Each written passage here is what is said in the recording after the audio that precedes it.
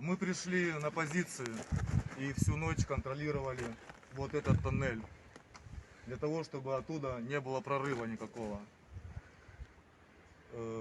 Контролили беспокоящим огнем периодически, чтобы держать их тоже в напряжении. Утром мы понимали, что опасное время, и бдительность свою усилили.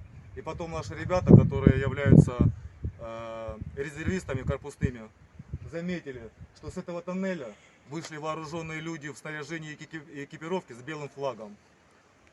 Они дали нам об этом знать. Мы были рядышком с ними, рядом позиция в нескольких метрах.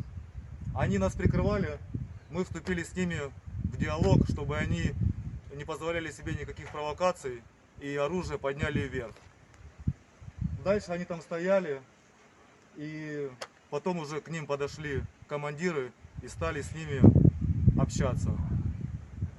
Во избежание разных провокаций мы держали их на прицелах, чтобы не было никаких недоразумений. Слава богам, что все закончилось благополучно. И на данный момент там находятся люди, они занимаются налаживанием этого контакта. Они сейчас будут выводить людей и разгребать эти завалы.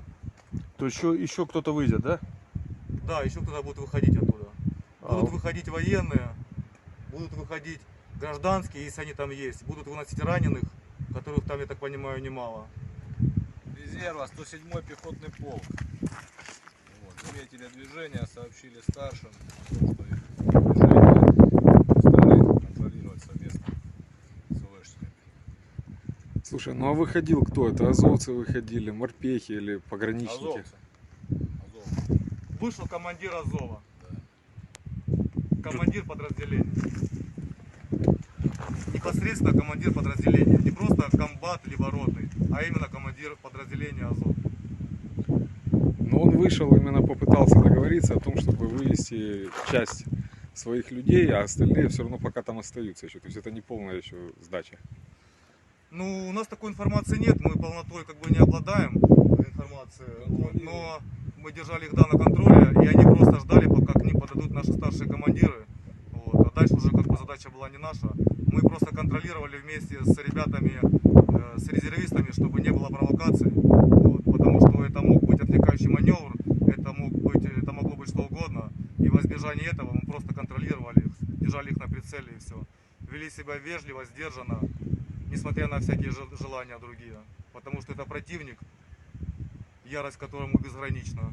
Но мы вели себя сдержанно и грамотно. А сам туннель имеет квадратные очертания. И они стояли в районе вот этих двух дыр в трубе с изгибом. У тебя есть ощущение победы? У меня есть ощущение победы, и это только начало. И всем врагам я хочу сказать, что у них второго шанса не будет. И пусть берут пример со своих командиров, которые распиаренные и которые сдались. Неужели Волына вышел? Или Калина? Этого отсюда не было видно. Они были в масках, и дистанция не позволяла разглядеть их лица. Вот. Но сам факт их сдачи уже воодушевляет, а моральное состояние всех остальных, кто за них топил и рекламировал их, я думаю, подавлено. Потому что на них была вся надежда, и эта надежда умерла сегодня.